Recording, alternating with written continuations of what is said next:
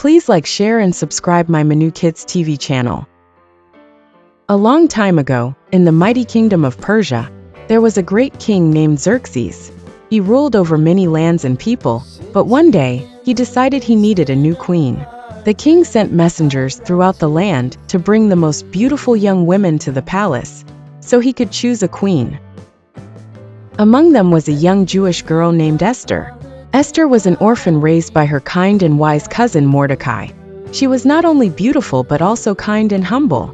Mordecai advised her to keep her Jewish identity a secret when she was taken to the palace.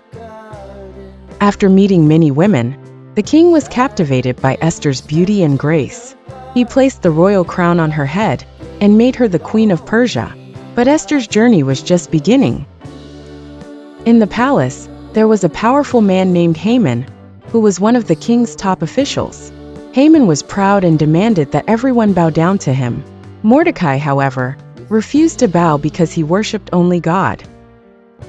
This made Haman furious, and he decided to take revenge, not just on Mordecai, but on all the Jews in the kingdom. Haman tricked King Xerxes into signing a law to destroy all the Jews on a certain day. The law could not be changed, and the Jewish people were filled with fear. Mordecai sent a message to Queen Esther, urging her to go to the king and beg for her people's lives. Esther was afraid. No one, not even the queen, could approach the king without being invited. If she did, she could be put to death. But Mordecai reminded her, "Who knows? Maybe you were made queen for such a time as this." After praying and fasting for 3 days, Esther gathered her courage.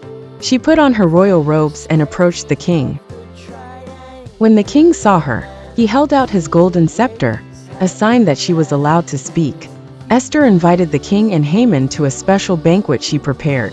At the banquet, the king asked Esther what she wanted. She said, "I have one request. Please come to another banquet tomorrow, and I will tell you then." The king agreed, and Haman left feeling proud. That night, the king couldn't sleep. He asked for the royal records to be read to him.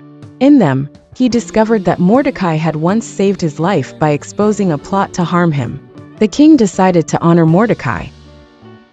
The next day, Haman was humiliated when the king ordered him to lead Mordecai through the streets on a royal horse, proclaiming his bravery. At the second banquet, Esther finally revealed her request. She said, "My king, if I have found favor with you, please save my people. We are in danger because of Haman's evil plan."